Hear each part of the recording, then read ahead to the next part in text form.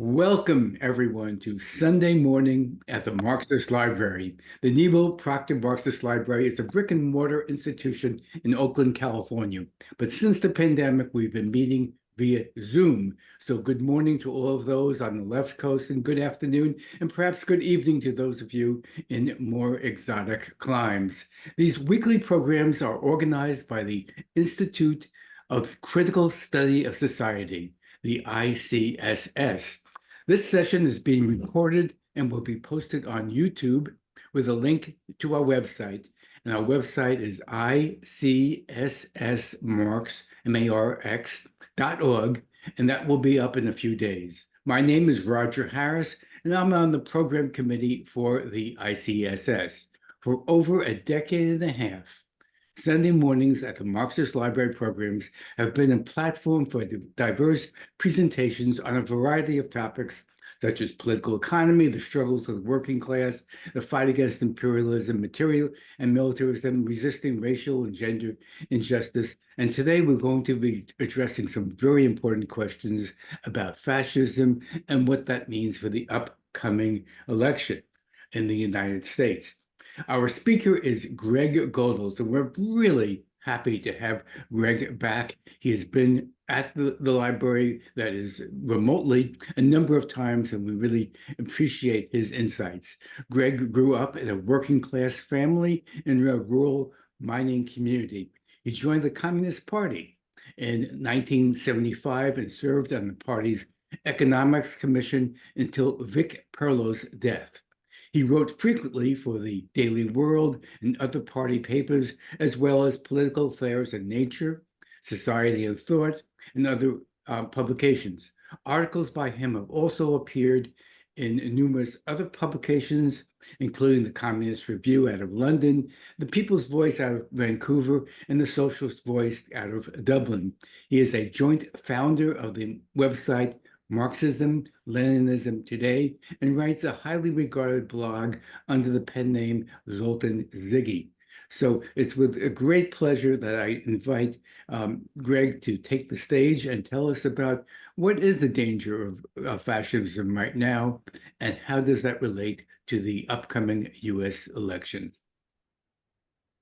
Thank you, Roger. Let me make a plug for something that you didn't mention. I really appreciate the kind introduction, but I also have a podcast for the last 3 years with a co-host, Pat Cummings, called Coming from Left Field. It's on my shirt if you can see it, and it's Coming from Left Field. We had last week Dan Kovalik on, which I know ICSS folks know him, had him on before. And this coming week, we're going to have as a guest Vincent Bevins, who has one of the best books I've read in the last couple of years called If We Burn. I recommend it highly. But if you may want to take a look at our podcast as well. I hope to convince you that the election really has very little to do with fascism, this forthcoming U.S. election, or in fact, the elections in Europe that are going on. I hope to convince you that the concept of fascism is really different than the ultra-right as people understand it. It's not the same concept at all. Fascism as a word has become a term of abuse. I use it that way. If I get angry at somebody, particularly if they raise some kind of racist comment, I'm ready to call them a fascist. But if we're going to do politics seriously, we have to kind of move away from that kind of instinctual, emotional view of what fascism is. So I intend to take you through what I think is a more scientific picture or depiction of what fascism is, and try to show you how it doesn't apply. It's been used promiscuously, and one of the methods it's been used, particularly on the left, is around the idea of a united front against fascism, which goes back to World War II. I'm going to discuss the united front concept and hopefully show you how that doesn't apply either. It'd be wrong, though, to leave this topic without some understanding of what we are experiencing with Trump, what we are experiencing with Orban in Hungary, what's going on in France today with Le Pen and the RN, the National Rally Party, AFD in Germany, and so on. There's something going on, and it is bad. And I'll try to explain what it really is as opposed to fascism. And lastly, I hope to talk a bit about the results of the last elections in Germany, the parliamentary elections in Europe, which took place in Germany and France and all through Europe, and what the meaning of that was and how that supports my thesis. I hope supports my thesis. But before we get started on fascism, I'd like to take you on a little trip, a little departure. I'd like to take you back about 35 years. I'm living in Western Pennsylvania, in Pittsburgh. There's a area outside of Allegheny County, the county Pittsburgh is situated in Butler County. And back 35 years ago, it was led, the Labor Council in Butler County was led by a very progressive guy, Ed Gristar, way ahead of what most labor councils were doing. And he decided he wanted to have some classes for workers. And he was kind enough to invite me to participate. It's a real privilege. Workers from steel industry, from other industries were gathered together voluntarily. And I spoke to them about what was happening in the 90s, what was going on. It's kind of an exciting time. And I had a stack of printouts because in those days we didn't do digital that much. And so I handed them out. And the thing that captured the workers the most was a graph that showed average hourly wages adjusted for inflation from 1970 until the early 90s. And it was absolutely a flat line. And this struck them because this was never talked about, that average hourly wages were not moving in this country. People were working for the same amount, and they knew at the same time because I showed them that the GDP was going up, productivity was going up, and the share of wealth going to the rich was going up. And this struck them, and this became kind of the centerpiece of our discussions. And I think that gives you a sense of what workers care about. I mentioned before we were recording, that Lenin, after the revolution, a few years after the revolution, made a speech, made a presentation in which he said, look, revolutionary change is about two things, bread and peace. And I have to remind my comrades, my left-wing, socialist-oriented comrades, again and again, that that's the fundamental thing that motivates workers. If we believe in working-class revolutionary change, we've got to stay put with that. I say all this to say this. This frames where we are at this particular moment. This is a long-term view on wages in the United States, real hourly earnings for production, non-supervisory employees in the U.S. This takes you from February 1973, to March 2019. And if you can't see it, you can see these 2 points. This was the high point back in the 70s. It was $23.24 an hour in February of 1973. That was the highest point from back to 64, and the highest point on until March of 2019, where it hit 23.24 again. So essentially, from that time on, workers in this country, their hourly average wages have not went up at all. So how are they surviving? Well, they're surviving because in that same period, if they were married, both spouses began to work. Women joined the workforce. They work longer hours. Credit and debt became a bigger factor in everybody's life. But it frames not only the way working class people look at things today in the US, but how they look at things in Europe and other countries, because the same dismal story exists from the early 70s when the big crisis of around the New Deal philosophy took place, and what replaced it in 1980 with Reaganism and Thatcherism and the other isms that followed. And for example, in the UK today, after this election, this is the first time in many years in which, in a one-year course, average earnings of working class people in the UK actually dropped during this last 1 year period. So that's an answer to why people are turning to another option. Now we're going to look at those options. Is that option fascism? A lot of people would like you to believe that fascism is what is arising with Trump. Behind Trump is a new fascist movement that he promises fascism as a replacement to bourgeois democracy. We find the same kind of language in Europe with a number of the left-wing parties that were on the verge of fascism. And this has fashioned a political approach to the problems that workers face here and they face in Europe. And that approach is a united front against fascism. You could see it occurring in the 90s. The 90s was a time of great promise in the US. Some of you will remember this. I was part of Labor Party's Advocates, which in 1976 became a Labor Party. In 1975, there were fresh winds blowing in the labor movement. Sweeney was fighting Lane Kirkland. There was going to be radical changes. Well, none of these things materialized. People went back to supporting the Democratic Party. Workers have two ways of defending their interests: their unions and their political organization or political party.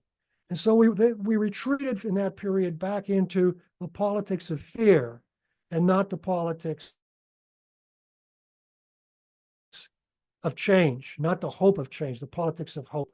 And that's essentially a turning point for working class people in this country. And that's when this notion that we needed to have a united front against fascism, it's especially the moment when the Democratic Party turned into a somewhat lesser version of what the Republicans were spewing with Reaganism. They bought the whole market philosophy, the austerity philosophy, the cutting budgets philosophy, the efficiency philosophy that Reaganism spawned.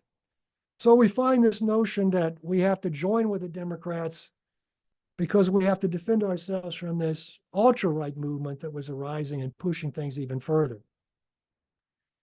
And we found it in, for example, to bring it home to today, when I wrote the first article that Roger was kind enough to put on the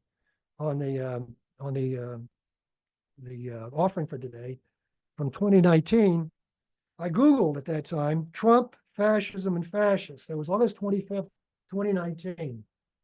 9,150,000 results came up because that was the predominant defensive mode that people were in at that time. And since then, it's got only worse. So we're invited today to vote for Joe Biden or whoever succeeds Joe Biden. It doesn't really matter. Whoever it's going to be, we're going to be told that to build a united front against fascism, we have to vote for that person. So that's the philosophy that is binding together the left with the Democratic Party today. Now, one of the fallacies we have is that it's not fascism. Fascism historically is a phenomenon, nor was monarchism, nor was Bonapartism. We all know, and all academics accept this fact, that fascism as we know it, the real concrete fascism, was born in 1922 with the March on Rome by the Fascisti, organized and led by Benito Mussolini. That was the moment when fascism achieved power, and it became not only a movement, but it became a ruling organism.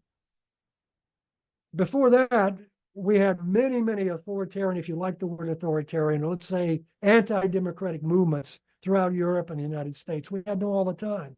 People were always fighting against liberalism, the democratic revolutions that came with our revolution, with the UK revolution, with the French Revolution. But they weren't fascist. What made fascism unique? Why in 2022 did this new phenomenon arise? This is the key to understanding fascism. Why then? Benito Mussolini was a socialist before World War I. What happened? The Bolshevik Revolution. Essentially, fascism arose and continued on all through the 20th century as a response to the rising of the workers' movement and the threat of the workers' movement, not necessarily to bourgeois democracy, but to the rule of the capitalist class. And that's what animated fascism. That's what led ruling class powers, capitalist powers, to side with fascism at critical moments, as it did in 1922 in Rome, when King Emmanuel III handed over the power to Mussolini. It's what happened when Paul von Hindenburg in 1933 handed over power to Adolf Hitler. Those are the turning points in classical fascism. And they had to do with a determined effort to overthrow bourgeois democracy because the communist, the workers' movement, the socialist movements were threatening the capitalist rule. And we understand that. We can understand why it's inappropriate today to talk about fascism as rising. It's not. I mean, some of the accoutrements, some of the stuff of fascism, the anti-democratic thinking is occurring right now. It's been occurring. But the curious thing about that is, if anyone stops to examine it, it's bipartisan in terms of our two parties. Snowden was not an enemy of the Republican Party, of the ultra-right. He was an enemy of our class enemy, the ruling class we have, which was imposing a veritable dictatorship. They were undermining bourgeois democracy with all the CIA, NSA machinations that they were involved in. That's been bipartisan. If we go back and look at the wars, they've been bipartisan. If we look at the war in Ukraine, it's bipartisan. If we look at the way on the 24th, Netanyahu was going to speak to our House, and it's a bipartisan invitation. The real encroachments on bourgeois democracy that we can associate with fascism, if that were the biggest part of what fascism is, they don't belong to the ultra-right. They don't belong to Donald Trump. They belong to both of those parties. And that's the reality of it.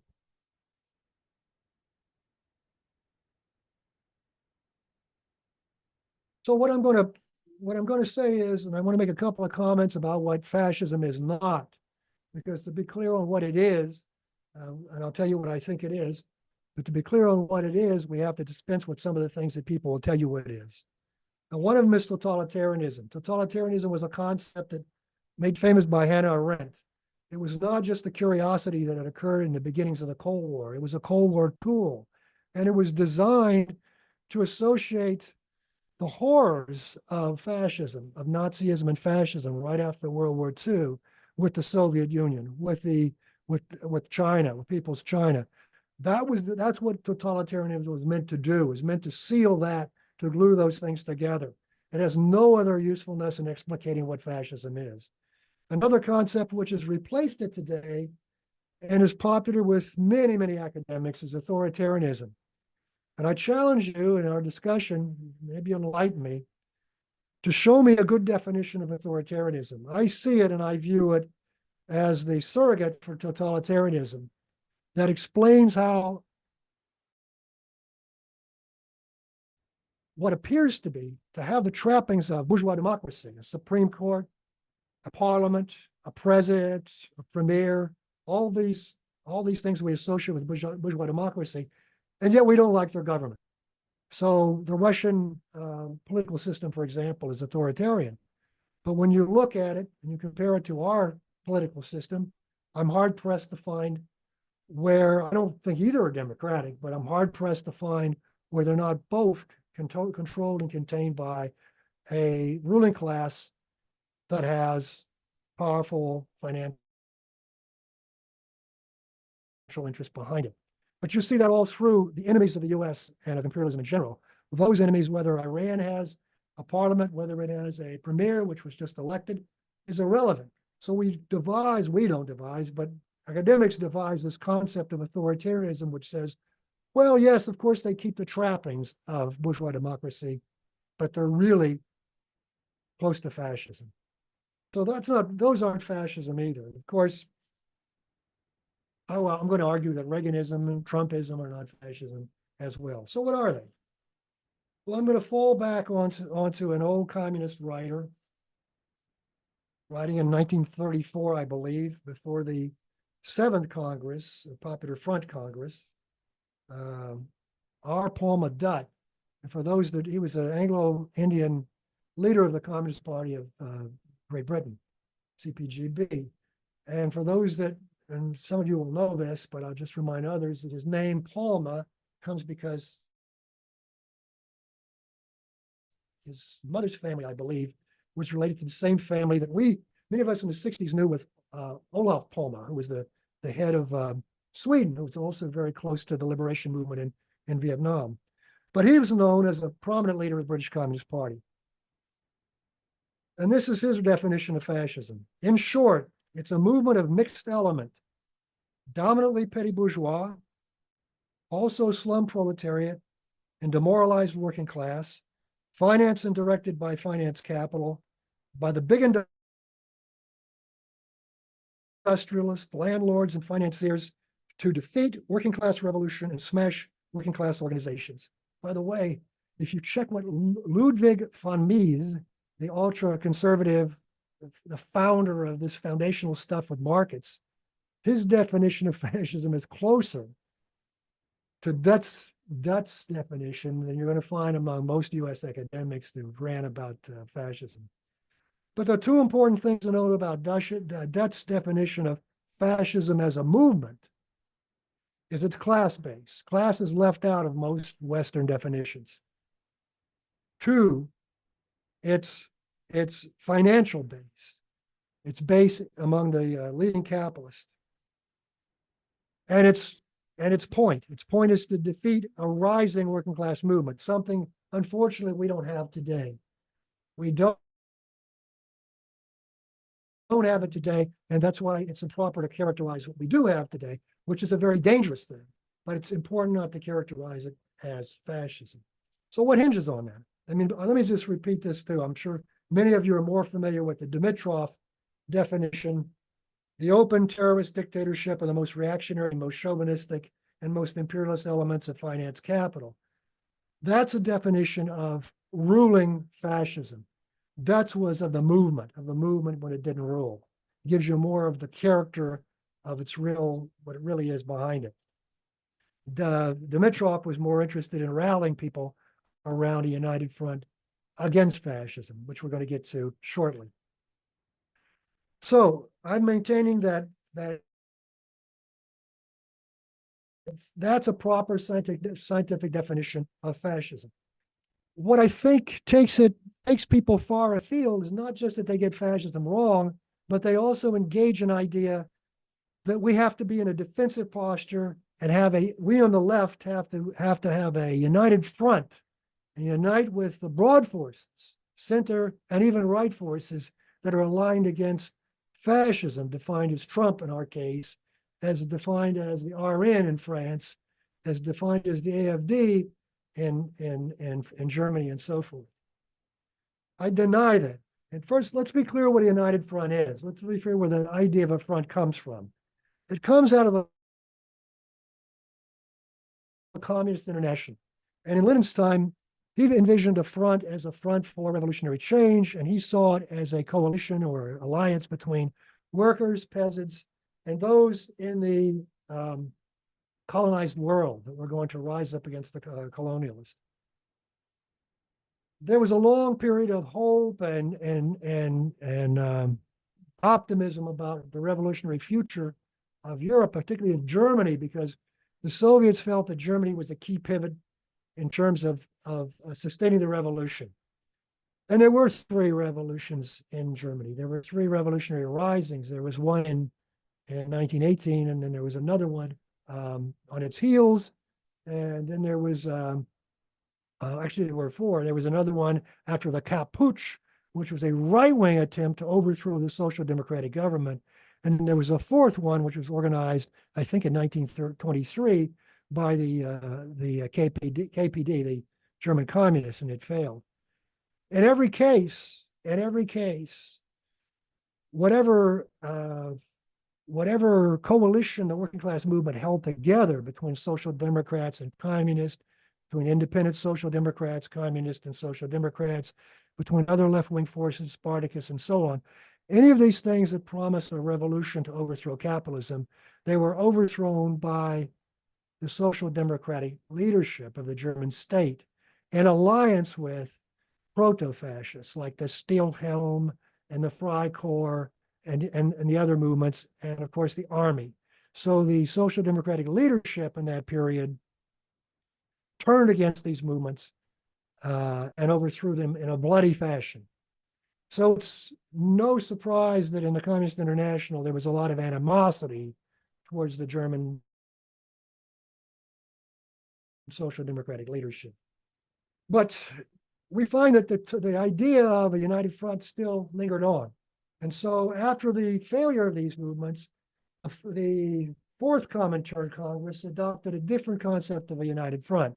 And that was a concept of a united front of workers, apart from their political parties. So the Communist International in their program said, we urge the communist workers to form these alliances with the workers, but not with their party.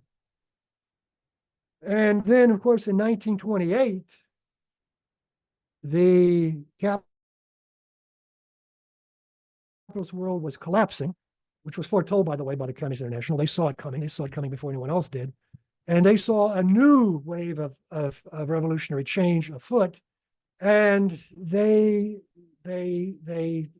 reduced the United Front again to only working with the working class and not accepting the leadership of the Social Democrats at all. So as we all know, that didn't work out terribly well. By 1933, the German government was on the verge, even after electoral setbacks by the Nazis, to hand the government over to the Nazis.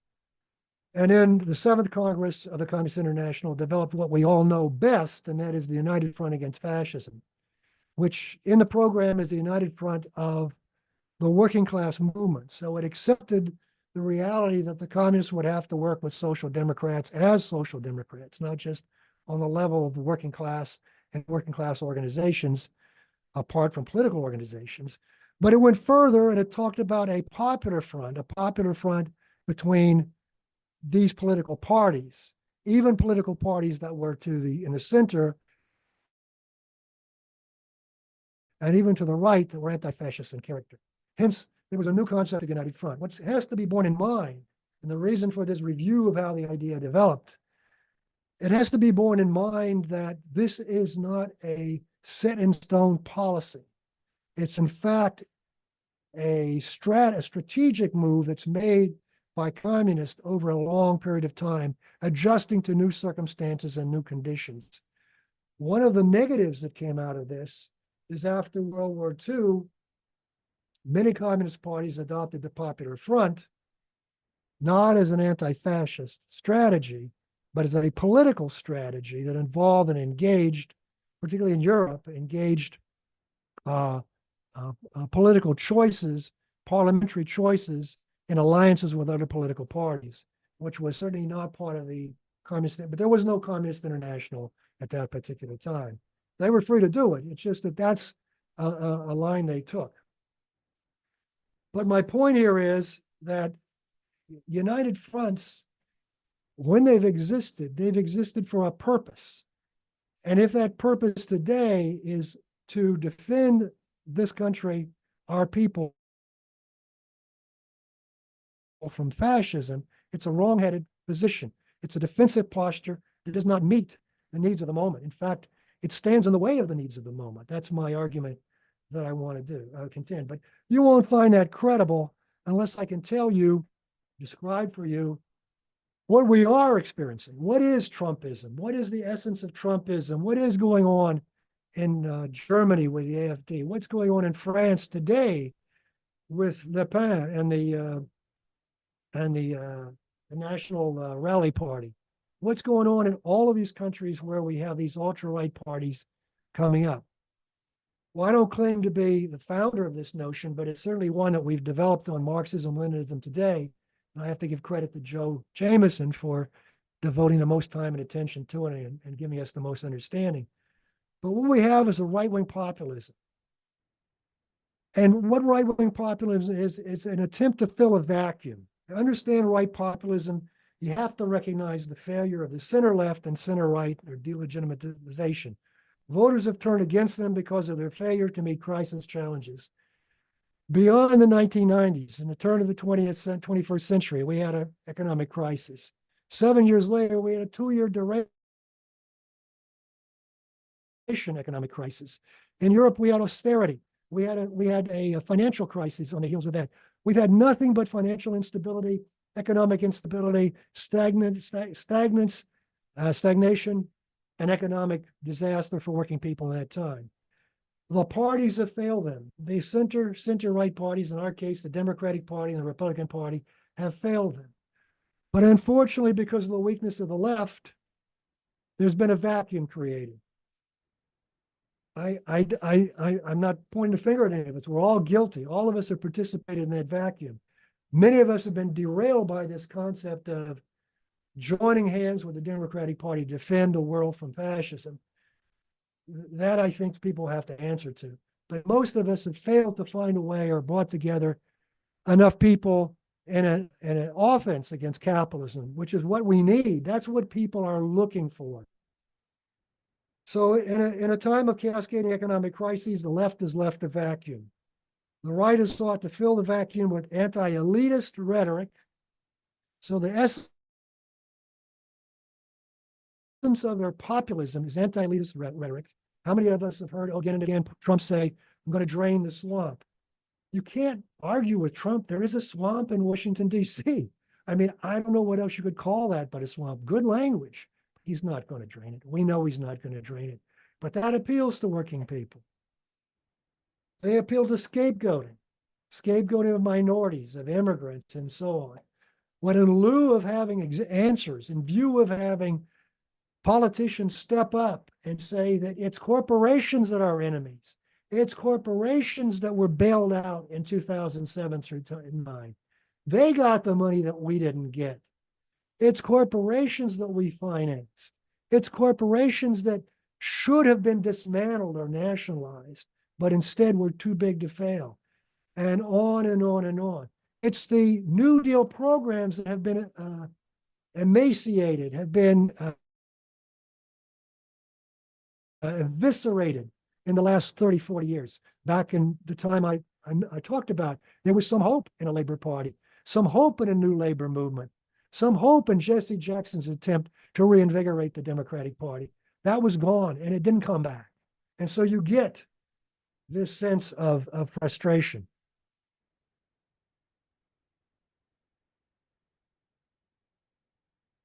And lastly, they sell nostalgia. What is MAGA? MAGA is Make America Great Again. And then you're allowed to use your imagination to what that might be. In the case of far too many, it's a case without blacks in jobs, women in jobs, immigrants in jobs. For many, it conjures up the racism that we all know and we oppose.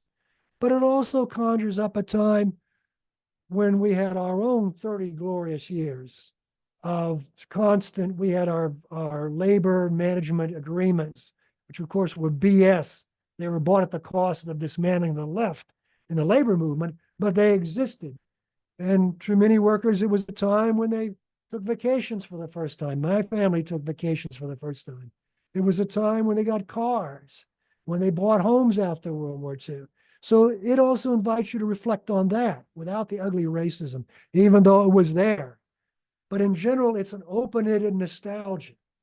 Is it any different than how many leftists that we know that pine for a time before neoliberalism, a term I hate, because it's a way of evading the issue of corporations and capitalism. It's a time, the glory era before Reagan, the glory era when that was an ugly era in so many ways. But again, they engage with their anti-neoliberalism in the same kind of nostalgia. So we're in a fine pickle. We're in a fine pickle. And we've seen attempts to, in Europe, for example, this crisis of the center, and that's what it has been. For them, it's been a crisis of the center. Let's take Italy, for example. First, they had a technological government. After the Italian Communist Party fell on its sword and destroyed itself in 1991, they said, no, we give it up. We give up the ghost. There was a huge vacuum. We think we have a vacuum. Well, of course, we never really had a big, profound left, but they had a left, and they surrendered it. And of course, what did you get? Technological governance. A person comes in because he understands the markets.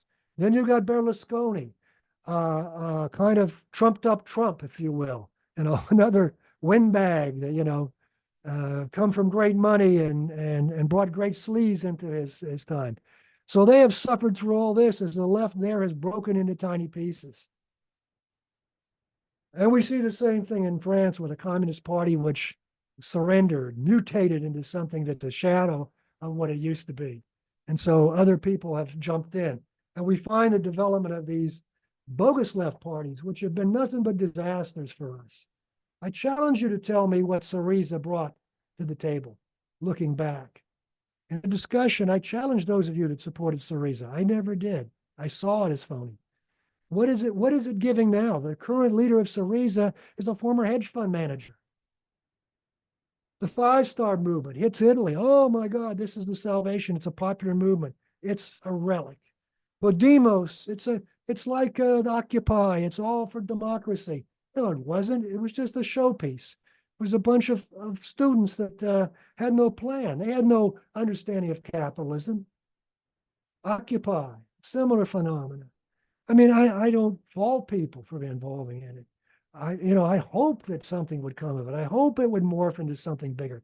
But the promise wasn't there with the way that people were creating it. It just wasn't there. So isn't it time we go back to trying to build maybe a Labor Party? Maybe we should do something with the Green Party and take it out of the kind of hole it's in. Maybe we should do something with the Communist Party and make it a militant party as it was at one time or another. These are things that we have to address. But I think we have to face the fact that this right-wing populism we're up against will only be addressed when we bring hope back into popular movements. When we give people an idea of what can be and not people fear. And that's essentially what we're doing today with an alliance against fascism, a front, a popular front against. That's just not hope. That's just not optimism for the future. That doesn't give a worker a picture of something better. It's giving you a picture of fear. Oh, I'm afraid I'll lose. And as we do this, doesn't 30, 40 years of this teach us that this is just a degrading, the gradual erosion of what was created by the New Deal when we did make sense and we did make advances? It's now they're going after the Great Society, strip most of the New Deal. I mean, those of us on Medicare, I mean, I'd love to sit down and discuss how much I pay now as a Medicare recipient as opposed to what I paid before I had Medicare. That's what our government has done to a beautiful program and continues to erode. But let me move on because I want to close. I've done, yeah, let me go on. I want to touch on the impact of these last elections. Okay, let's go back 2 weeks to the European parliamentary elections. They were the first warning sign of a rise and further endangerment of European politics by the ultra-right, by the populist right. The AfD made big gains in Germany. They now are party in European Parliament, larger than 3 coalition parties that are ruling Germany today. That's scary. In France, are in at 31% of the vote, twice as much as Macron's party, which rules France today, and so on. And you see this, but we see optimism. We see in Greece, for example, the Communist Party nearly doubles its vote because it adhered to a class-oriented political program. Whether you are a fan of the KKE or not, I'm not here. They can defend themselves better than I can. But I'm struck by that figure. I'm struck by the gains that the Austrian Communist Party have made. They've had a consistent class-based policies. They've taken their cities, the municipalities that they now rule in. The Belgian Workers' Party it's a relatively new party, and it's grown and grown, and it took more seats this time around. I'm struck especially by the new party that Sarah Wagenknecht has created. Die Linke has limped along as the left, as the hard left, if you will. But it goes along with virtually everything. It goes along with the war in Ukraine. It will not criticize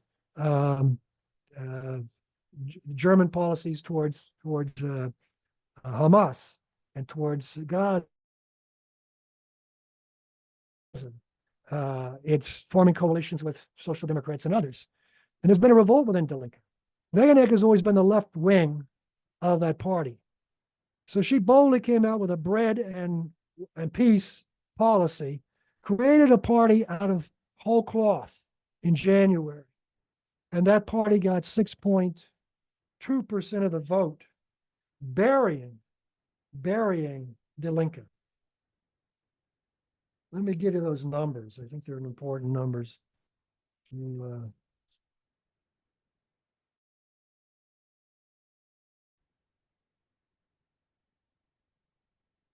we are. They drew 6.2% of the vote. The compromise Die Linke was trounced, reduced to 2.7. So you know they've always subsidized the Rosa Luxemburg Institute, and it's because the German laws allow if you get 5% of the vote to subsidize that. That subsidy will go now to, well, it won't go now, but if this is maintained in the parliamentary elections, it'll go to the new Sarah Wagenknecht party. The ARD polls in Germany show that the new party drew 400,000 votes from Die Linke, 500,000 votes from the Social Democrats, and 140,000 votes from the AfD, the right populist party. In some parts of Eastern Germany, the new party, yet to create a sustainable name, drew as much as 15% of the votes. And that's where the AfD is strongest. So this is a bulwark, is becoming a bulwark against the right populist thing. Why? Because they have a class approach to their politics.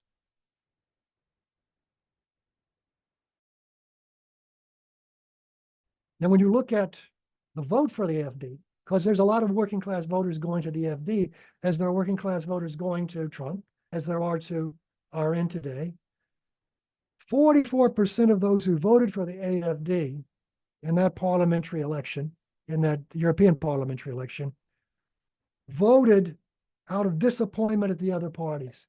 Their sole reason for supporting this quote unquote fascist party is disenchantment with the other parties. Doesn't that speak to what's really going on, what's beneath the surface? In the UK election, you know, the Labour Party swept, and people are saying, oh, it's because they turned the whole party to the right, away from the left-wing direction it was going in. 48% of the voters for the Labour Party said it was to get rid of conservatives. The sole reason they voted was to get rid of the conservatives. They don't have any allegiance, and only 13% saw their vote as a vote for change, because they don't see change coming from a Labour Party that's totally disconnected and has no class relationship to the working class, the working people.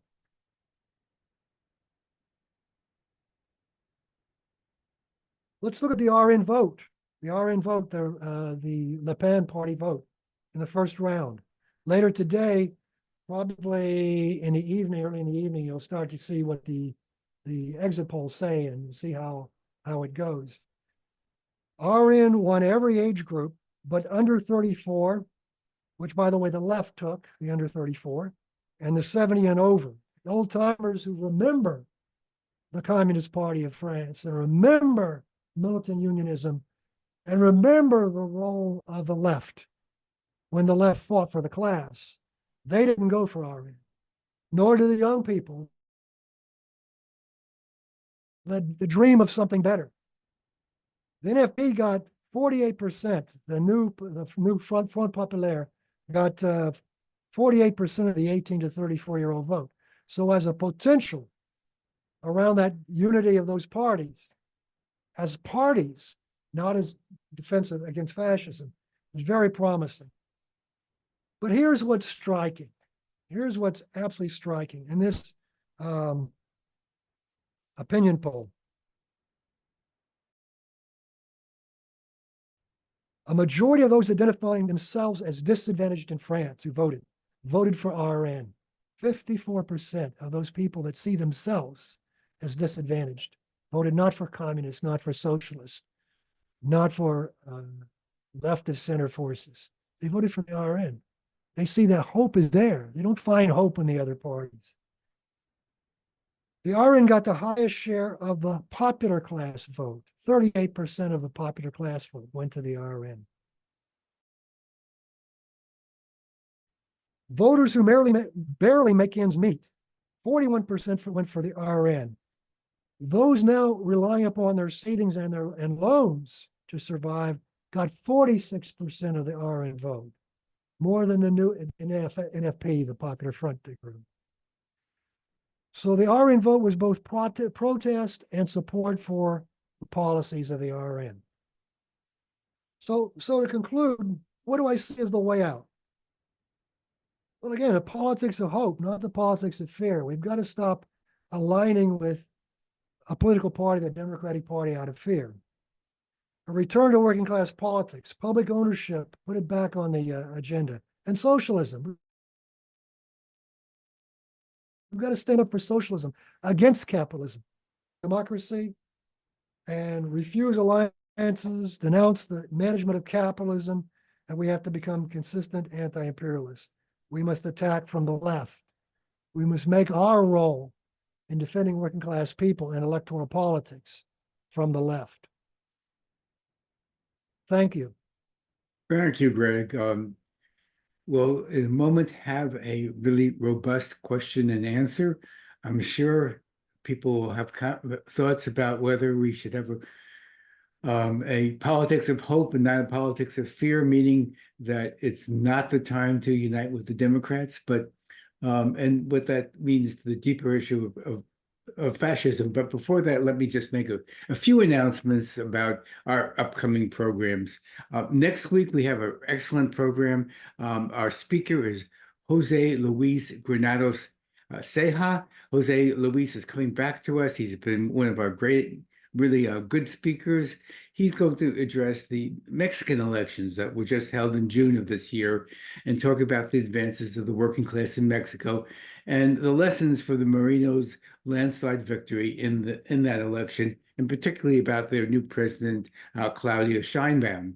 And then the next few weeks, we have a few people we're working on, but we haven't yet finalized. The next program that we have absolutely finalized is, again, another person that will be returning to the Marxist Library, and that's Carlos Harido on the 11th of August. And he is with Midwest Marx, and he will be talking about why we need an American Marxism, a very important topic. So now we'll jump into the question and answer. As many of you know, our policy here is to allow about 2 minutes for each person to make a comment or make a question, and then give Greg the opportunity to respond. We'll do one question at a time, and I will call people by seeing their hands raised. And to raise your hand, just go to the reaction logo on the bottom of the screen. It's a smiley face with a plus, and raise your hand, and I will start calling on people as I see them. So tell us what do you think about the politics of hope versus the politics of fear, and what do you think about the danger of fascism?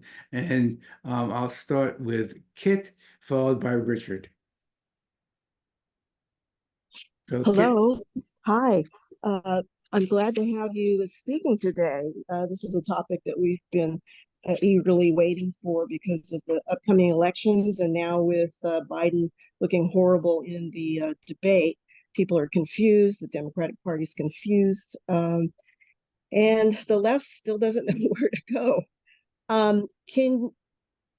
Now there are more independents now in the country, voters in the U.S.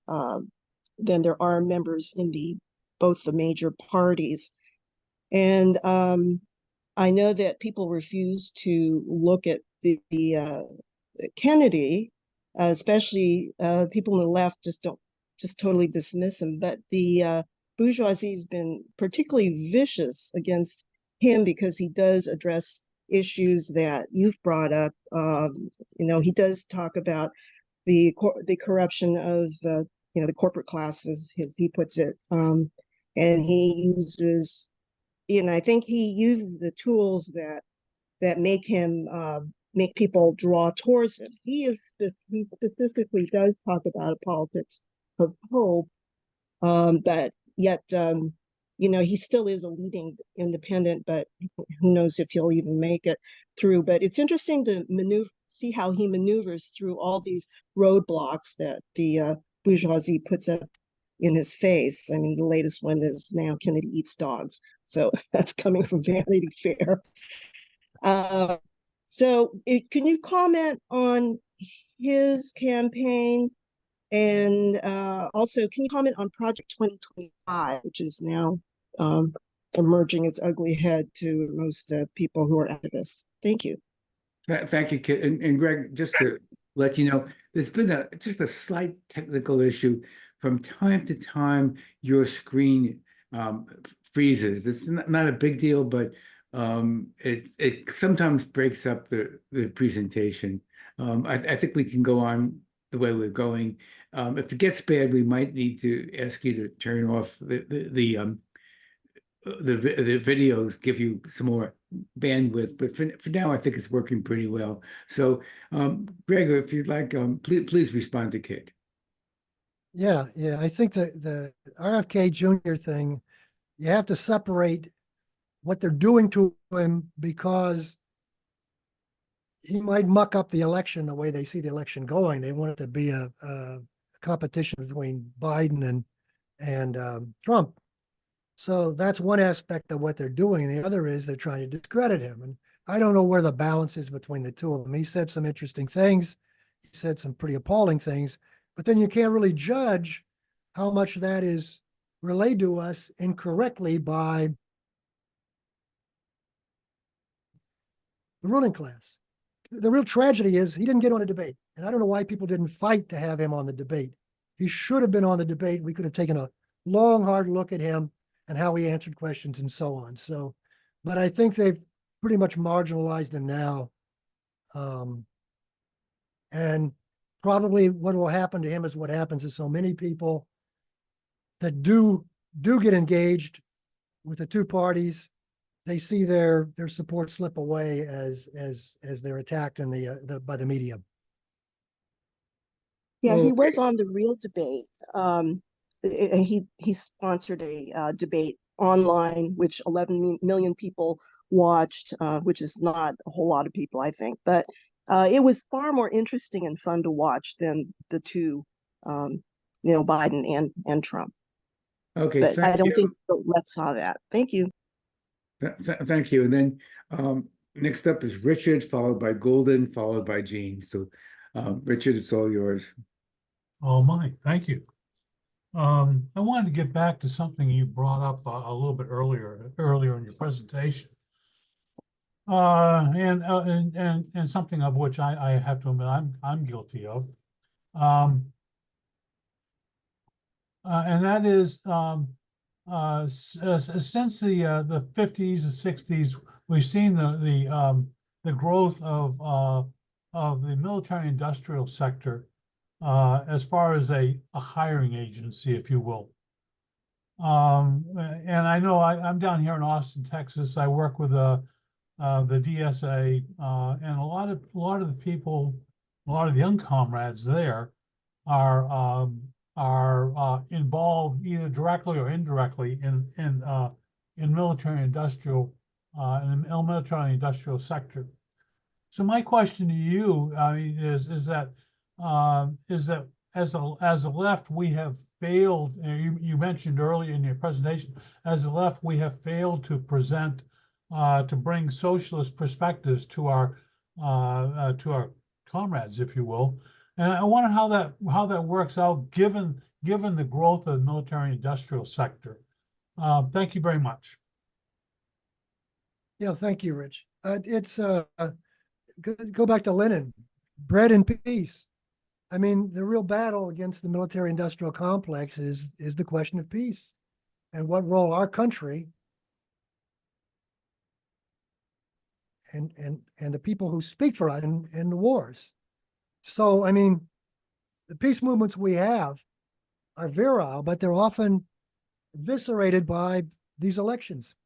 So you'll see if we have Bush in power, massive demonstrations in DC, massive demonstrations in New York City and the West Coast.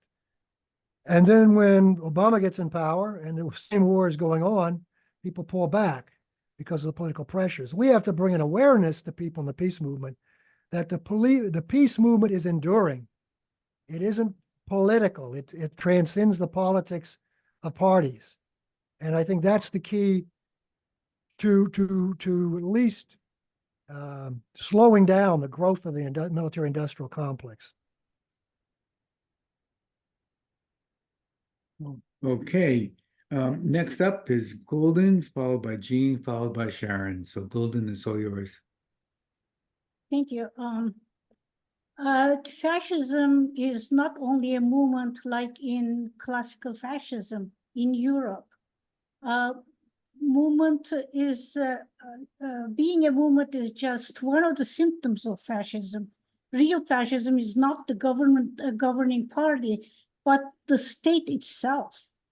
As Dimitrov, as you said, Dimitrov put on like the open terrorist dictatorship of the most reactionary, most chauvinist, and most imperialist element of the finance capital. I guess we agreed on this one. So fascism is actually embedded in ruling classes and their state. Whenever they are in deep crisis, to the point that they cannot rule the working class anymore, they apply fascist methods. These conditions always exist in the colonial countries because ruling classes no longer able to shut the working classes' objections anymore. So there are differences between advanced countries, advanced capitalist countries like in US and the colonial countries. In the US, ruling classes still powerful and able to give concessions to the working class. That's why we can't talk about fascism in the United States. There's still a bourgeois democracy. But considering the colonial country like Turkey, for example, where I came from, like fascism is the power of finance capital itself. And it needs masks like elections, unfunctional Congress, puppet courts. And fascism is racist and misogynistic and anti-intellectual. So all of these indicators exist in Turkey. Can we still say that it's not fascism? Thank you.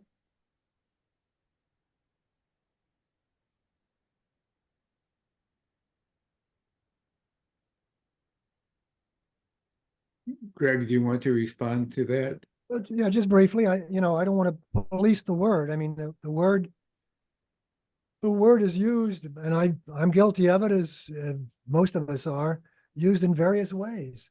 I just want to suggest that the scientific view of fascism, if we accept that as the scientific view of fascism, will help us stop enabling the politics of fear. And that's what I want to do, is stop enabling the politics of fear. And certainly there are trappings of fascism everywhere. As I say, you go back to the NSA scrutiny of all of our lives. I mean, their ability to listen to any of our conversations, unbeknownst to us, we never granted it to the NSA. That's very close to many fascist regimes. But we don't have we still have bourgeois democracy. And the ruling class keeps that because it gives them legitimacy. And when it doesn't work anymore, that's when they dispense with it. I would urge people to watch, if you got 5 hours, a great movie called 1900 by Bernardo Bertolucci. And Bertolucci was in the Italian Communist Party when he made it. And it gives you a history of Italian fascism, and it's fairly accurate. And some great actors in it too, if you like good cinema. Donald Sutherland and De Niro and many others. But it really gives you a sense of how the ruling class marshals fascism and disposes with bourgeois democracy because it fears a red rising. So 5 hours, long movie, but it's well worth it. Okay, so next up is Jean, followed by Sharon, followed by Raj. Jean, please unmute yourself. That I'm unmuted now, I think.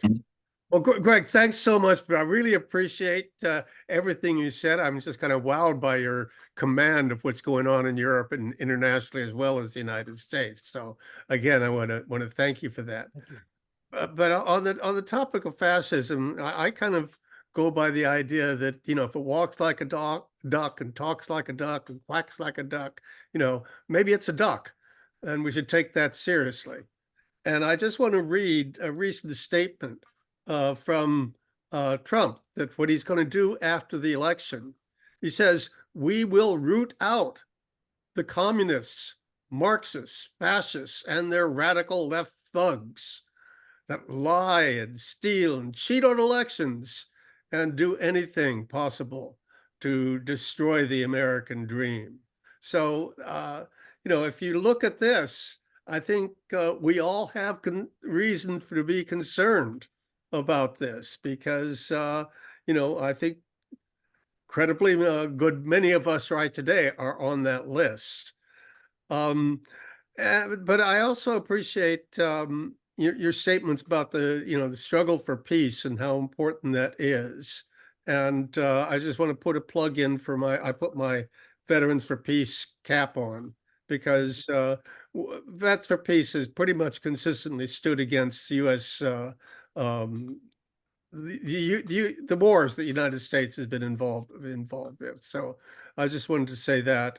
And the other thing I just wanted to say is that you know, what are we to do? Elections, you know, it's discouraging. But I think I appreciate your international perspective, but you haven't mentioned China. And some of us feel that China is the largest force for peace internationally and globally. And I would like to hear your thoughts on that. But again, thank you so much for your talk. Yeah, I would just say, I agree with you. I mean, Trump's crazy. He's a madman. But I would ask people to reflect on how we got here. And, you know, draw your own conclusions. I'm not saying you shouldn't vote for Biden, or you should vote for Biden, or vote for Cornel West, or vote for the Green Party candidate, whatever. I mean, I'm just saying, as Marxists, we need to study history, and we need to ask ourselves, how could we get to a point where we have a Donald Trump on a stage and a Joe Biden on a stage, a crook and a liar? And we've got to face the reality of how we got here. It didn't come down from the sky. It came down from our politics. And obviously, whatever we do to get out of this, it's going to be modest steps. China wants essentially the global market to exist as it existed before the Great Recession. If you look at all the things they say, all the things they want, all the things they're striving for, it's really a peaceful setting for trade. That's not a bad thing. It's not socialism. I've yet to see any statement on behalf of the People's Republic of China or the Chinese Communist Party that speaks to socialism in another country. It's a curious thing, isn't it? I mean, we had a history of what, 80 years, almost 80 years, 70 some years in the Soviet Union, creating a communist international, relating to all the communist parties, supporting all the countries like Cuba. China doesn't do anything for Cuba. Realistically, they do nothing for Cuba compared to they were a far bigger economy than the Soviet Union was. They do nothing for Cuba. So, I mean, it's not a criticism. It's a different kind of whatever it is. It's sui generis. It's unique. But I think what they don't do much for peace, except they want peace because it's good for trade, and trade is good for China.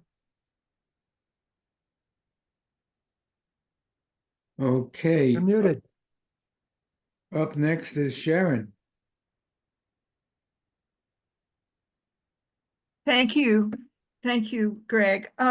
Just a couple of things. I actually agree with you in terms of the politics of fear around fascism is not doing us any good. And the history of fascism that you outlined is important to understand, and understand that we do not have fascism here. And even if this horrible person gets reelected to president, that doesn't mean it's going to be fascism. However, it's not going to be good. So I uphold the notion that in this situation, we do need a united front that includes the Democratic Party.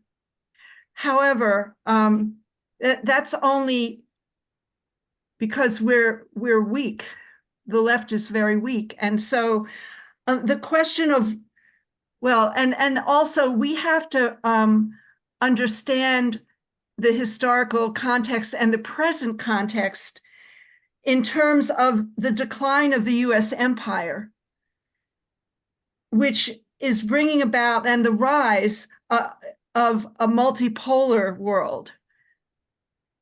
Some people refer to us who think about that or raise that issue, or that historical context, as multipolarists, and it's said in a disparaging way, which I can't understand really, because what we're really just doing is pointing to the objective conditions at present, which is a move to a multipolar world.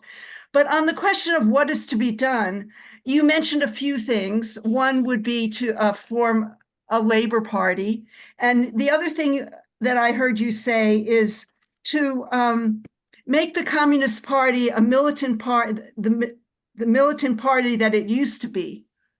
And I couldn't agree with that more. But in order to do that, let me just say that people have to join it. If you want to join a discussion of what is militant communism and what isn't, you have to be part of it. And I think that from what I understand, that discussion and that debate is already happening inside the Communist Party. Thank you. Okay. Well, I agree. I wholeheartedly agree that if Trump gets in, it's a disaster. I wholeheartedly agree with others that say if Biden gets back in, it's a disaster. I had someone write me and start this calculus of, well, we have this question of abortion, which has been undone by the right, absolutely right. And I responded, I said, I refuse to get involved in a calculation of weighing 40,000 people in Gaza, untold tens, if not hundreds of thousands of people dying in Ukraine, the women looking for abortions and needing abortions that will not get them, weighing that against the other. That's a fool's errand to me, to do that calculation. I think we are at a point where we have to stop and say, look, whatever happens in this election, it's a disaster. And if I'm right, then it does give us the space to think fresh, to think anew, think again of other things. Secondly, multipolarity. There's no question that the world is changing. There's no question that the U.S. hegemonic role has been challenged and is to some extent crumbling. But we learn from imperialism, from studying imperialism and studying Lenin, that has nothing to, as long as there's monopoly capitalism, there will be imperialism. And there will be poles that are competing with one another, which threaten war, which enlarge the frictions and enlarge the disagreements, and they threaten war. What we need to do is not settle for a policy of multipolarity as though that somehow connects to the left. It doesn't. It's a commentary on the world and how it's changing. What connects to the left is, as it has for 150 years, the question of who owns the wealth, who owns the means of production, the existence of capitalism, and the alternative socialism. Those are the questions that should be on our lips. Thank you, Greg. So up next is Raj, followed by Mehmet, followed by Joseph. Greg, thanks for your talk, and lots of your ideas are still swirling in my head. But I wanted to, I was caught by your comment that you don't like the term neoliberalism. Well, neoliberalism describes the imposition of capital, in shifting of capital from United States and Europe into Asia. That's what happened. And that brought down the working class's standard of living and the jobs. I mean, they lost good paying jobs and they have to live on half the wages. And that's why, and they can't, half the United States workers today are not able to live like they used to be able to live, at least half of them.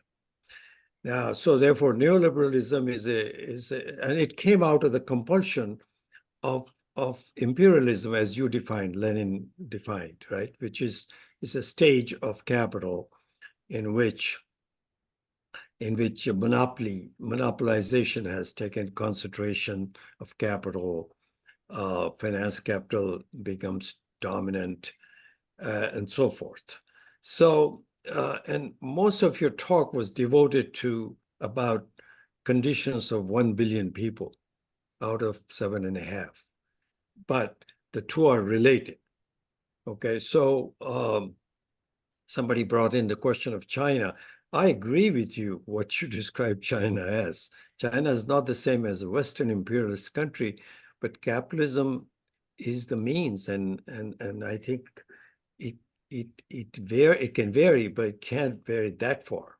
So the question about how an Indian Marxist Patnaik has defined is what's happening is a rise of neo-fascism in many parts of the world, and he ties it to neoliberalism. And I don't know if you had a chance to watch that talk by him, which is a recent talk, but it's very, very clear. And the fact that you talked about you don't like the term neoliberalism, I'm totally agreeing with you. The fight is about bread and peace, absolutely. And it's about bread means workers' conditions. That includes their being able to rent a place to live. And this condition is, I don't know about China, but certainly in India is very bad for a lot of people under Modi's government. And India is a very large country. It is the most populous country. Its size is same as China in terms of population. Yet the poverty level is much higher. So today we are living in this condition, and then it ties to multiple. Time, please. Yeah, okay, just finishing. So multipolarity is tied to all this, and I agree with you. Multipolarity is not itself leading us to, this is not socialism.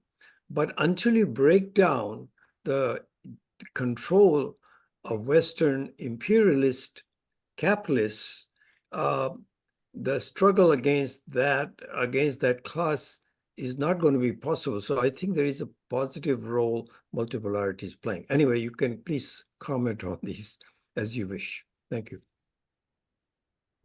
Well, I would just take an example, I think, which folks miss.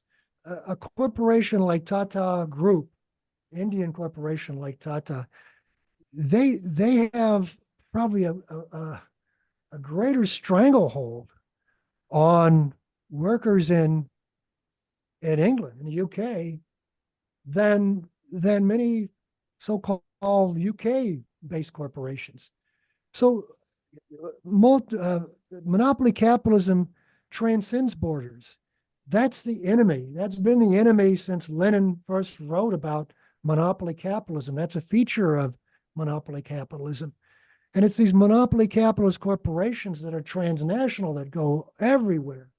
They're the enemy of the Indian people, the UK people, American people, our corporations likewise.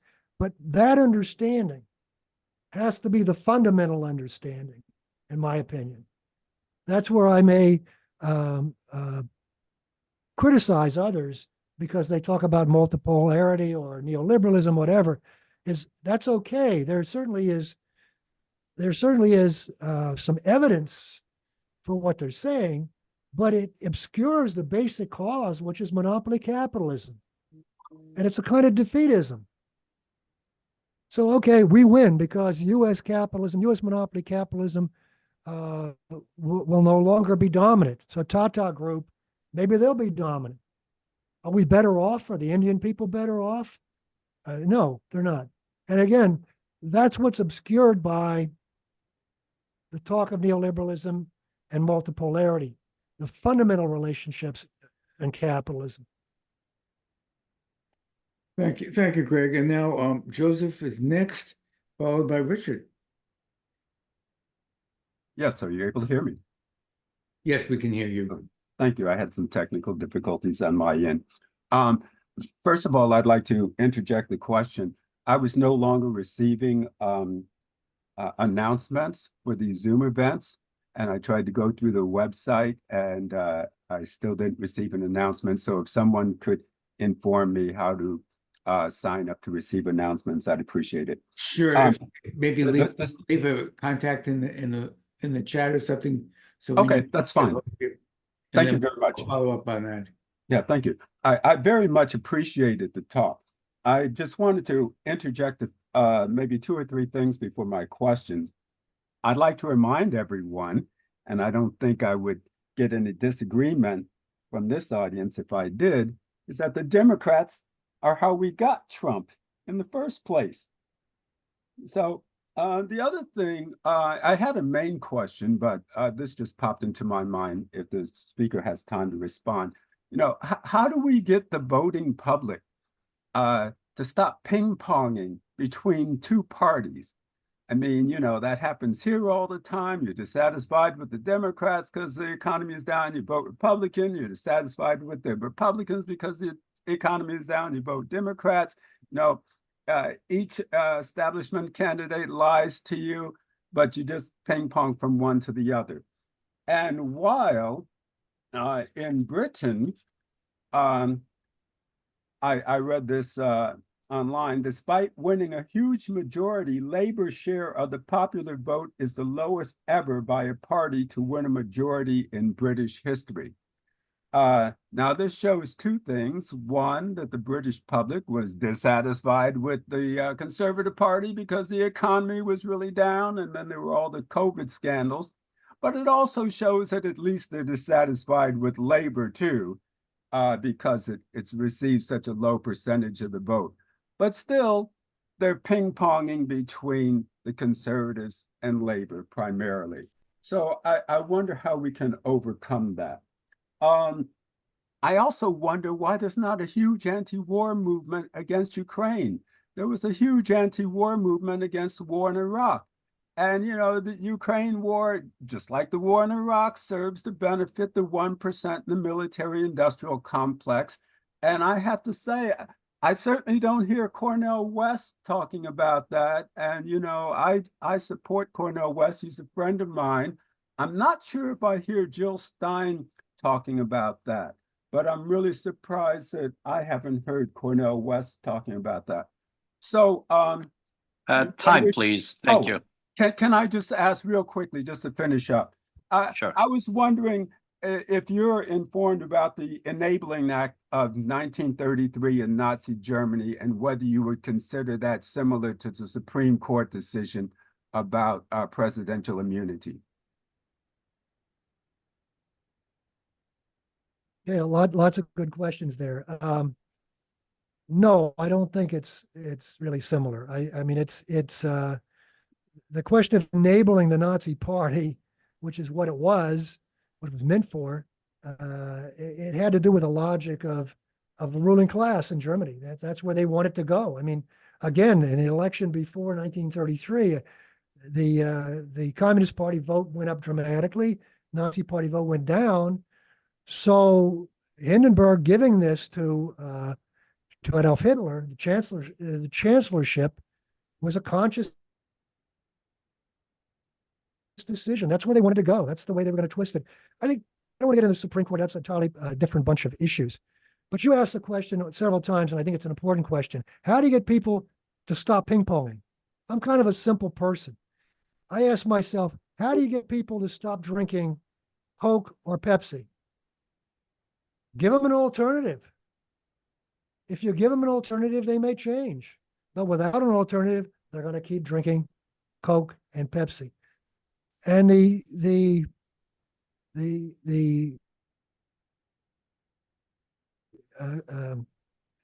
other thing that flows from this ping-ponging is we may have to make a choice. Are we going to blame the voters, or are we going to blame the system? So when you look at Trump and Biden and how miserable of a choice that is, are we going to say, oh, it's the voters' fault? They gave 71 million votes to Trump a few elections. Oh, they don't understand. They're stupid. Or are we going to say, what kind of a system enables this to happen? If we say the latter and we have confidence in working people, then we better start thinking about how we get out of this mess without blaming the people. Okay, thank you. And Sheila, I've put you in the queue for the Q&A. So you're in the queue, but up next is Richard, followed by Karen. And Roger, are you raising your hand again, or are you is your hand still up from the last one? Oh, you're talking to me? Yes. No, I'll take it off. Okay, thank you. So Richard Fallenbaum, Yeah. please. Well, I wanted to ask about, it seemed to be getting an echo. But anyway, can you hear me? Yes. Yeah. Do you have an echo? No. No. Okay. You're good, Richard. Go ahead. Okay, I'm getting an echo myself. Anyway, I wanted to talk about the Richard, now with your earphones off, we're getting an echo. you are getting an echo? Yes. Yeah, put the earphones back on. Yes. Oh. Well, I don't know why. No. Thank you.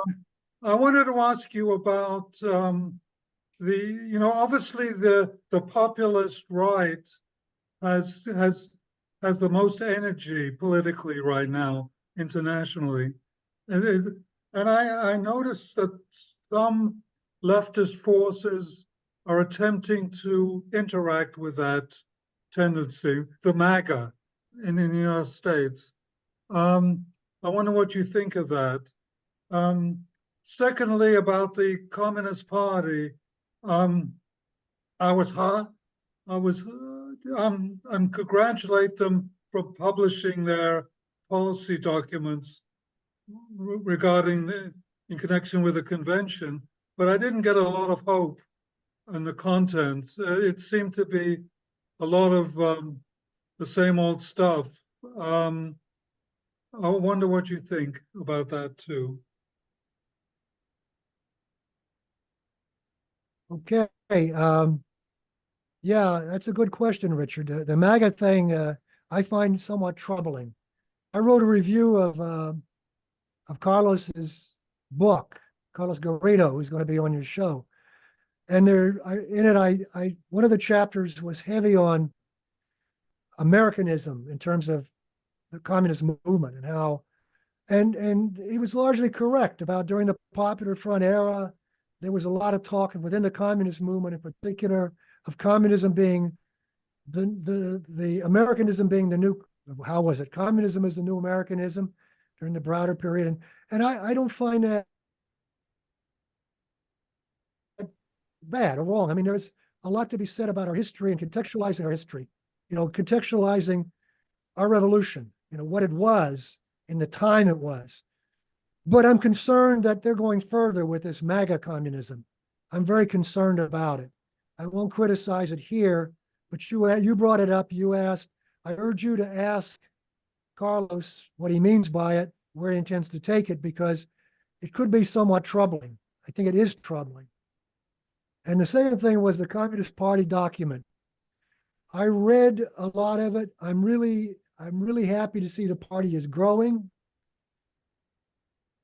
I know, in fact, from people that I know in different districts, because I related to the party for a long period of my life, and still try to relate to it, that there were people that were pushed out because they expressed positions closer to mine and were critical of. So I don't think they've rooted out Webbism. That's my problem with the CPUSA. I'd be much happier if they would really have a confrontation with Webbism, root it out. I don't mean expel people. I'm talking about an open discussion of it and an open critique of it, because I think it still lingers there. And I think most of the young people in the party don't want that. They've come through Bernie Sanders. They've come through other movements, and they don't have the same love fest with the Democratic Party that still lingers in the Communist Party. So I'm hopeful. I'm too old not to be hopeful. I'm too old not to see, maybe something positive. Maybe, who knows? Maybe Lennon will come back. Great, Greg. And we, as you mentioned, we will have Carlos Harrido speaking here. But the whole topic of mega communism is one of those topics that I think we really do want to take a closer look. And when I say closer look, I mean a critical look of what it means and where it's going. So thank you for raising that too. Karen, you're up next, followed by Janet. Okay, thank you. And hello, Greg. I've Hi. been looking forward to this for a long time. I just wanted to briefly address the issue of fear. I think the main antidote to fear is activism and involvement and being connected to people, whether you know them or not. And I think our role is really to recruit and to base build with younger people around communism and building a communist party. I'm a member of Progressive Labor Party, so we've been doing this for decades and we still have a lot of work to do. And I also want to say I got involved with communism because I was campaigning for Eugene McCarthy. And after many years, I realized that none of these politicians were going to, change the system. Because I campaigned with a couple of communists from my campus, and we had these discussions for hours. And, so we shouldn't give up on being part of campaigns, but not to encourage people to vote or to be Democrats. So I think we need to center on multiracial unity, opportunities to fight racism, which is pervasive in every struggle. And I also think we need to fight nationalism. And I wondered what your ideas were, because a lot of the people involved in the pro-Palestinian movement have no acknowledgement or even recognition of class society. They don't understand it here, let alone in Palestine and Israel. And there are huge class divisions there that make it possible for workers to unite, once they stop killing each other. So I just wondered what your stance was on fighting nationalism or not. Yeah, you're absolutely right. I agree with almost everything you say, and I've also seen the phenomena you're referring to within the pro-Palestinian movement, or we'll call it the pro-Palestinian movement. That'll serve our purposes. And people that are very active in leading it here in Pittsburgh are fully aware of that and encountering that. It's very interesting. Those people that were in BDS when it wasn't popular, before the October 7th incursion, the attack, didn't have this problem of nationalism. It was only when forces within the, quote, broad pro-Palestinian movement joined that have these nationalist tendencies, anti-Syrian tendencies, and anti-communist sympathies, that we have problems in it. So it points to the fact that we have a lot of work to do. We have a great deal of work to do, because these you can't have from 1991, when the Soviet Union fell apart, when it disappeared, to today, the confusion on the left that exists without being in a fine pickle. So it's not our fault that we're in a bad pickle, but it is our fault if we don't try to find ways out of this and try to address the issues that you raised. One thing you said about young people and connecting, too many of my friends my age say, oh, it's time to turn it over to them. No, it's not. It's time for you to share your wisdom. It's time for you to share what you've learned, what you've experienced with them. Not to retreat, not to give it up, but be involved and engage with young people. They're inspirational, but they don't have all the answers. Thank Good you. point. Thank you. Okay, so next up is Janet, followed by Norma. Janet, please. Thank you for your presentation, Greg. I'm going to bring up several big topics regarding RFK Jr.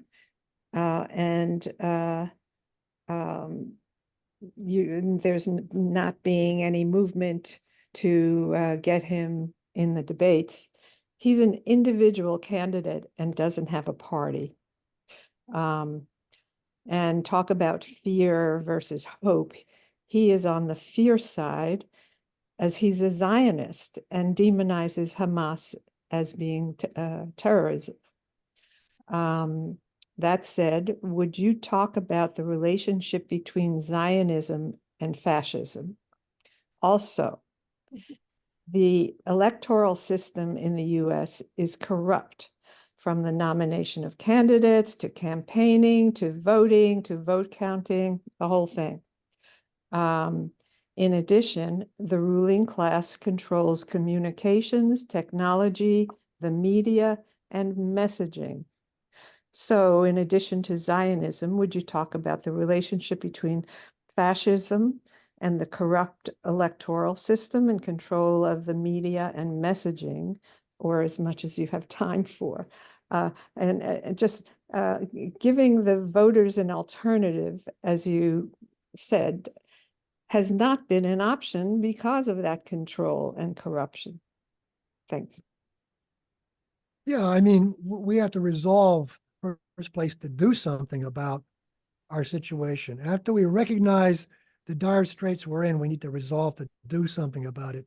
And eventually, it can't be dictated. It has to be a product of our getting together with like-minded people, share the understanding we have of the political system, all the topics you talked about, the media control.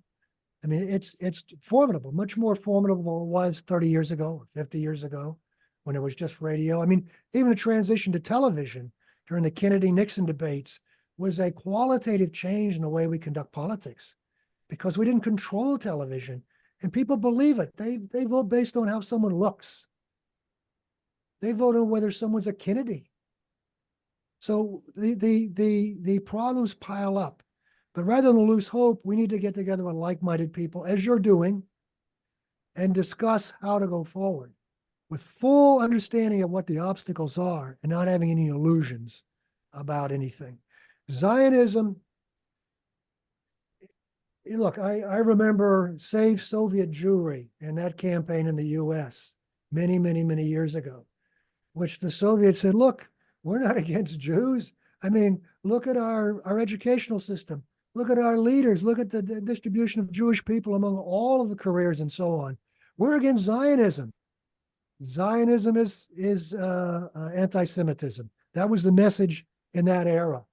And so we allowed that to go on. We allowed that. Many of our liberal friends joined forces with their anti-Sovietism. And so we've allowed a concept. The war is still going on over Zionism and anti-Semitism. It's a hot war now. It was lost in the UK with the Labour Party. They kicked out one of the most progressive leaders they ever had based on a bogus charge of anti-Semitism. So we have to join that fight and not be afraid. But we also have to be careful. We have to understand that Zionism is not all Jewish nationalism. There's other forms of Jewish nationalism that are not as sick or as demented as extreme Zionism today.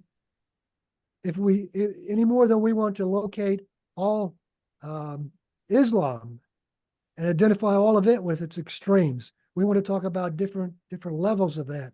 We want to recognize the contributions of the Jewish people throughout Europe and throughout in our country in terms of our left movements.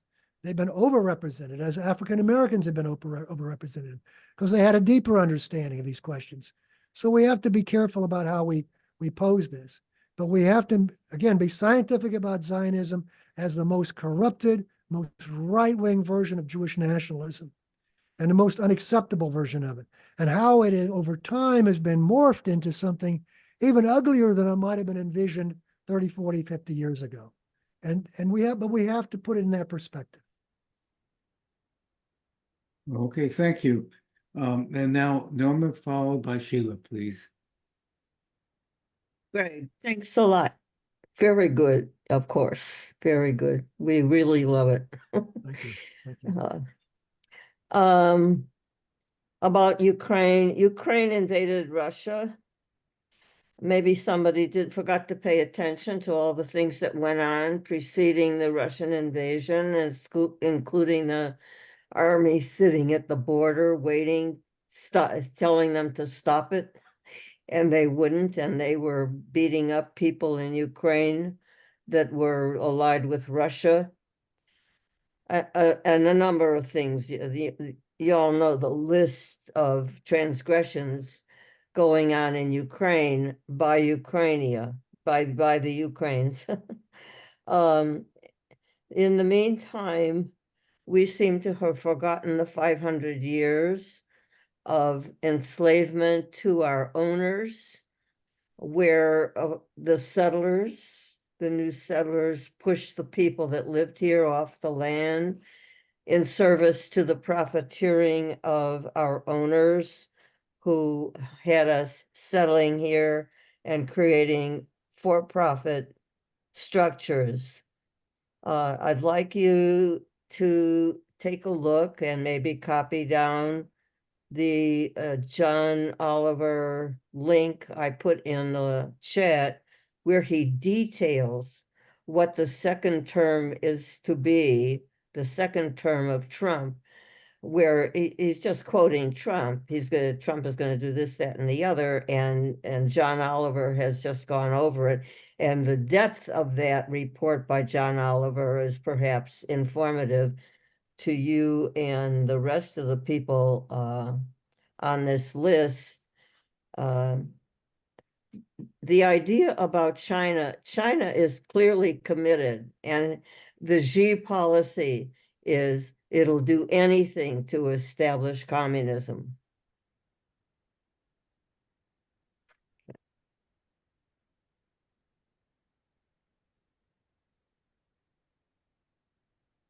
All right. Okay. Yeah, You're muted. Okay. I agree. I agree about Ukraine. I mean, I agree that's largely a provocation of Russia. I would only add, because it's a consistent view I've held since the war began, that Russia did not have to invade. And they did not have to invade. It did not help, but the provocation was there. I've written extensively, long before most people on the left did, from 2014, about what was going on at that time, how the U.S. was provoking, how the U.S. was trying to shape politics, how undemocratic the Orange Revolution was, and so on and so forth. But it's a great tragedy, and I think the thing that we have to focus on today is stopping the war. And I think the Russians are ready to talk about it, and the people that are not ready to talk about it is Ukraine and their Western sponsors. So it's time that we put pressure on the U.S. and its Western sponsors. What I forgot to include in my dissertation is that Russia has been under attack. The Russian Revolution has been under attack by the U.S. hegemony for 100 years. And Russia might have decided, maybe enough was enough. I know Russia has stood up against many of those attacks that disconnected the border countries from the alliance with the Russian Revolution. Yeah, I think we've gone on that back and forth So maybe go on to the next person, which is Sheila. Thank you. Thank you. And thank you for this talk. It's so interesting. You know, I learned something when I was a pure reader of mysteries, reading Walter Mosley, which is that 99% of the books that you read in the United States, if a Black person walks into the room, it says in the text of the book, and then a Black person walked into the room. Well, when I read Walter Mosley, it became, and then a white guy walked into the room. So it's something that I call the invisible white eye, capital I. And so in the comment that you made about nostalgia, about the past in the United States, I don't think that's shared by many people of color and indigenous people. You know, I don't, it's clear, it's, you know, I don't know if it's scientific fascism or not, but what do you call the extermination or near extermination of indigenous peoples here? Slavery, enslavement of Africans under capitalism here in the United States, the internment of the Japanese, the banning of the Chinese, et cetera, et cetera, et cetera. So I would say that the slogans, bread and peace, if this movement, if this white movement wants to be inclusive of people of color, has to include justice, land, and sovereignty, which is that a bunch of white people can't sit around and tell indigenous people what to say and what to think and how to lead their lives. And you might be, you know, historically correct, but that's just how it is. You have to deal with people with respect if you hope to engage in, you know, what you call united fronts or, you know, working together.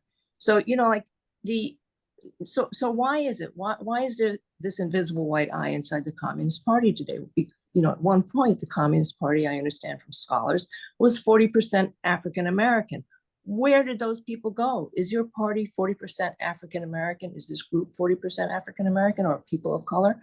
Well, no. So it's interesting to me that you can, I hope I don't sound, you know, hostile, but that you can put forward a slogan like bread and peace and yet be critical of on the global scale of others putting forward a slogan of multipolarity. So how is multipolarity to the right, whereas peace is not to the right? I mean, I can understand the generalizations, but we have to remember that to oppressed nations and nations as a, you know, colonized people in the world are nationally oppressed. Okay, there's a ruling class or there's a comprador class there, but you know, you have a liberal Democrat, the ones, you know, the good guy Democrats like Clinton. Sorry to interrupt, but time, please. Oh, okay, all right. I'm just saying that countries like Burkina Faso, Mali, and Niger have to turn to Russia if they don't want to be killed like Lumumba was killed.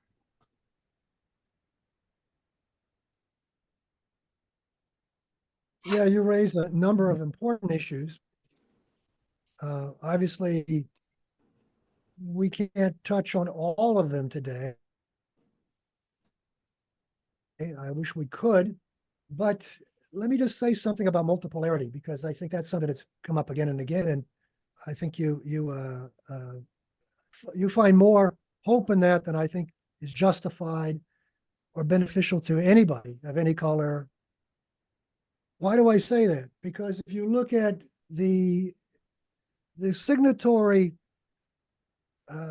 group for multipolarity is BRICS, and you look at the members of BRICS and the candidate members of BRICS, and you look at the ruling class in Egypt, for example, which this year is supposed to go into BRICS. It's a military dictatorship. a dictatorship that is extorting any aid to Palestinians at this point. It's totally corrupted, totally corrupted. If you look at the Modi government in India,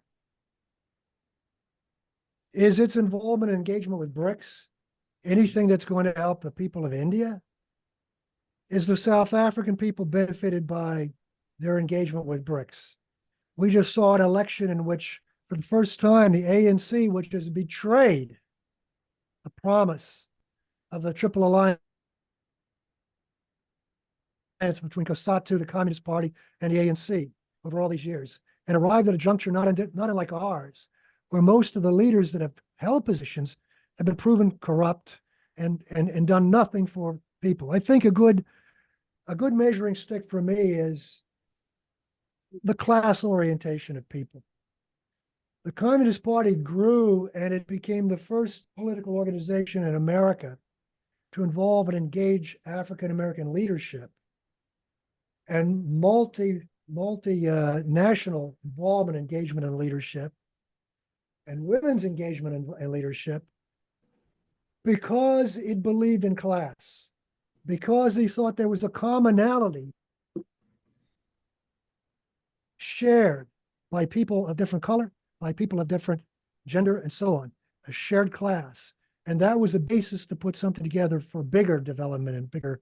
So I'm for much of what you said, I agree with much of what you said, but I would just say I'm against glass ceiling anti-oppression, because I'm not interested in more people of color being elected to the highest offices as I am seeing the neighborhoods that I live in and that adjoin where I live, which are populated by people of color who are living in conditions of squalor because of capitalism. That intrigues me more, and that's where my attention and my political activity will go towards, just as it's going towards the people of Gaza at this juncture. Yes, I wasn't quite saying that I support multipolarity. I happen to agree with everything that you say, but you must consider that to the internet, in a certain sense, on a global scale, the inclusion of or the consideration of multipolarity is similar to what people in this group are calling a united front against fascism here.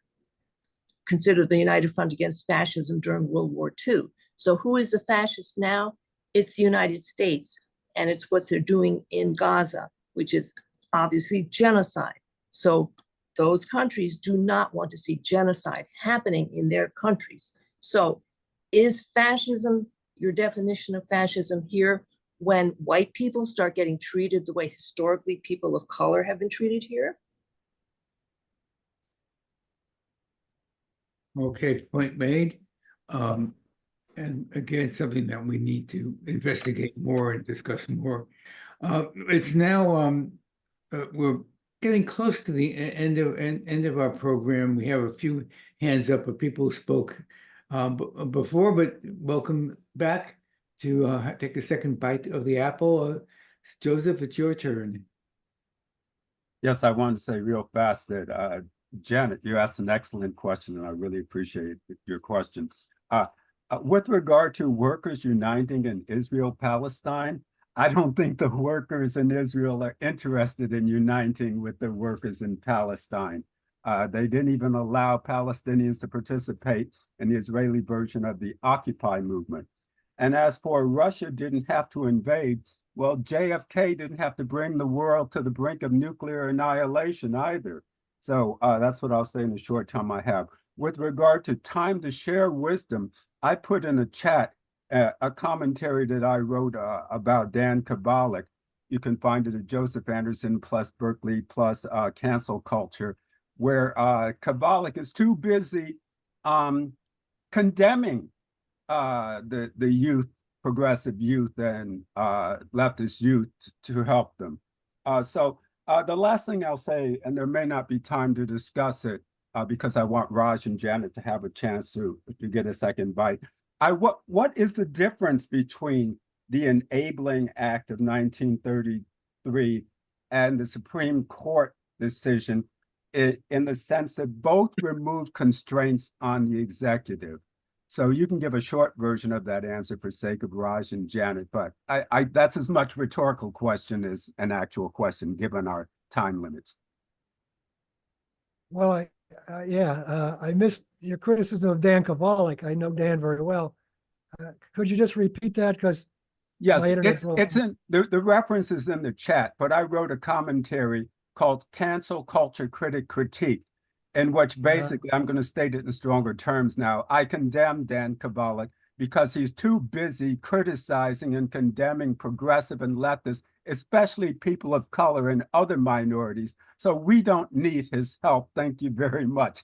You can find that Joseph Anderson plus Berkeley plus cancel culture. It'll take you right to the article.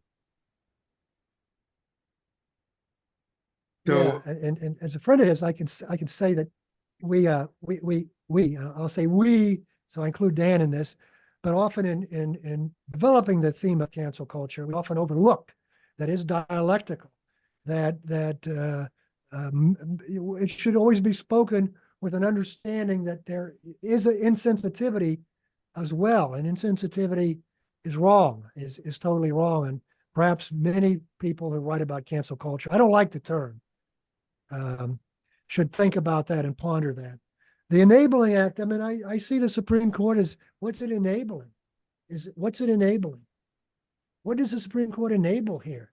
The Supreme Court has always been a political vehicle. You could probably name 10 Supreme Court justices that were actually somewhat believed in principles. Who was the guy in the Warren Court that I kind of liked him.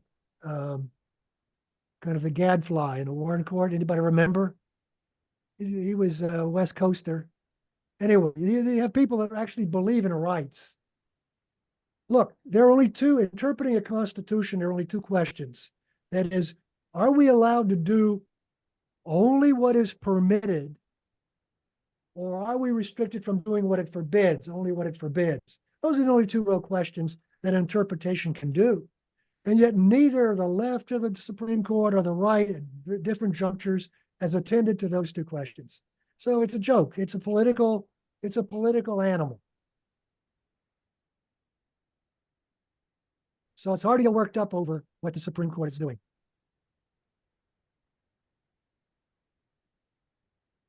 Okay, then Raj, followed by Janet, you'll have the last word. So, Greg, I want to come back because I think you only took a part of what I was raising and answered it, which is that multipolarity is not the answer because Tata could become just as oppressive, imperialist, capitalist corporation as any Western corporation. That's true. I agree with you. Modi has been dealt a blow by Indian electorate right now. They're dealing with it. In India, that process is not as is the United States. United States people have no choice, really. They get two people picked out. So the real thing about multipolarity, I do have an argument with you, which is that even when you look at Lenin, he's dealing with not this. Sheila raised this question. It wasn't just class versus class, okay? It wasn't just a class issue. That's where Trotskyists go, okay? Just a class issue.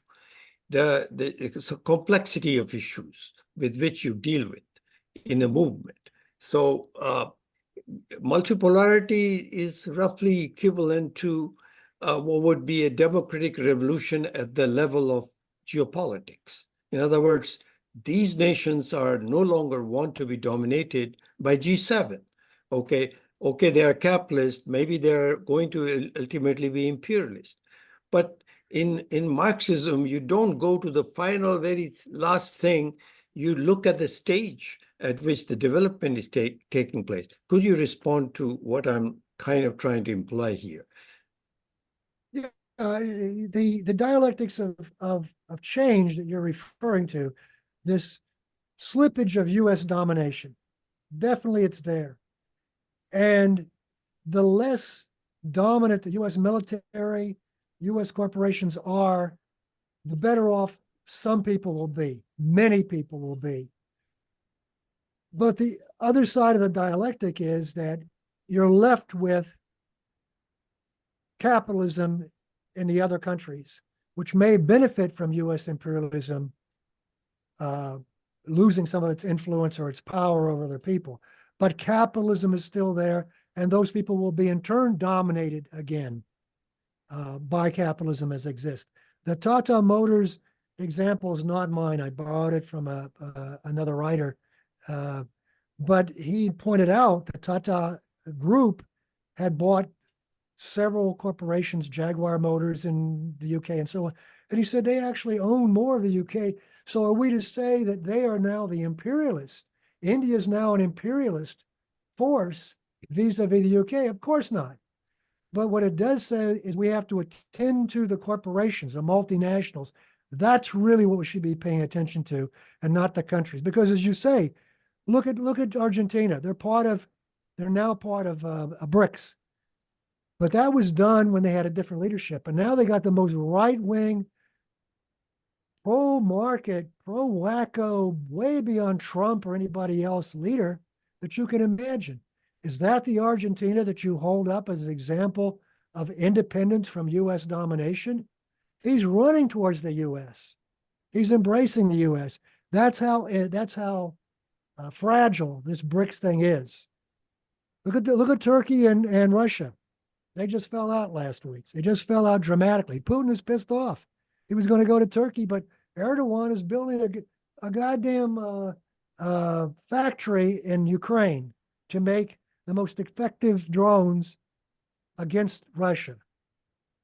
But where What is does the? it say? It's opportunism. It's opportunism, and Oh. capitalist countries are opportunistic, and that's what will replace the U.S. domination. Yeah, I think we're gonna have to leave it there and then let Janet have the last word, please. All right, thank you. Greg, were you trying to think of Brandeis? Excuse me. We need to let Janet respond. We're almost out of time. So Greg, you said Russia didn't have, they didn't have to invade Ukraine.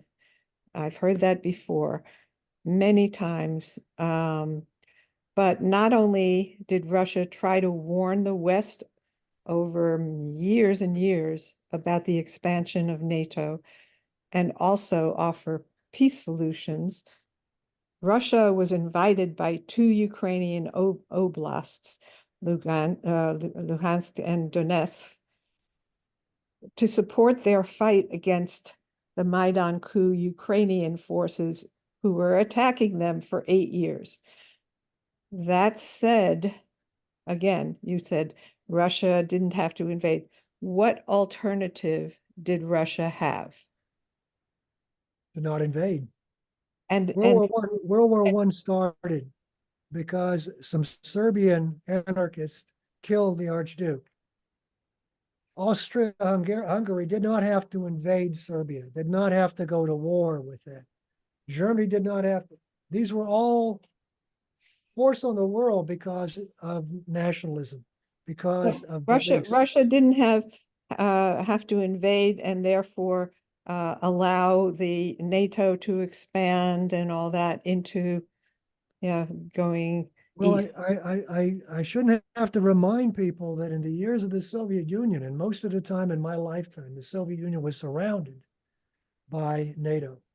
And yet they didn't feel the necessity to invade a Western country because weapons had planted there. We know now that at the time of the missile crisis in Cuba, that the US had Thor, I think it was Thor missiles, whatever it was, IRBMs, intermediate range ballistic missiles in Turkey. No one knew that, it was a secret, right on the border. You could peek over the border in Turkey and see the Soviet Union, and they were there. They could be launched in 3. It didn't necessitate, and the Soviets knew that. They didn't have to invade Turkey because of that. They wouldn't invade Turkey because of that. I'd ask you to rethink whether that's a necessity. I think we'll have to leave it there and realize we have differences of views and opinions on that. But Greg, we really do appreciate you coming and sharing your views, and to everybody who participated.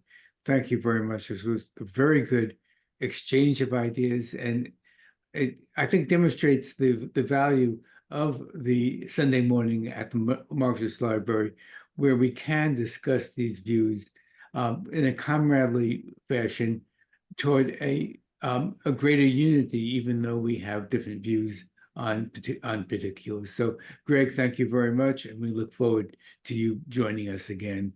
And good day to everybody else as well.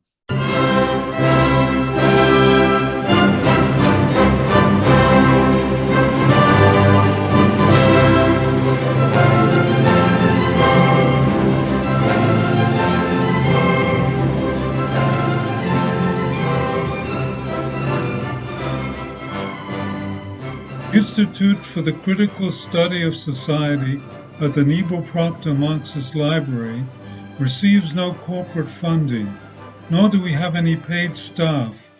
We rely on the support of working class folks that share our commitment to the socialist legacy of Karl Marx.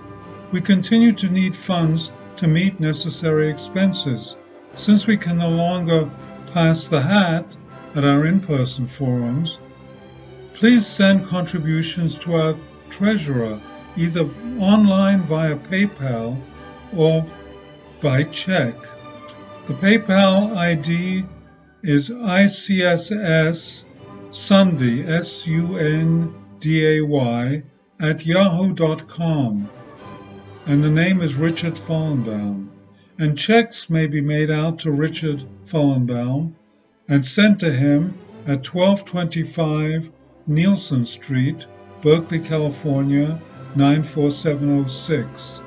Fallenbaum is spelled Fallenbaum.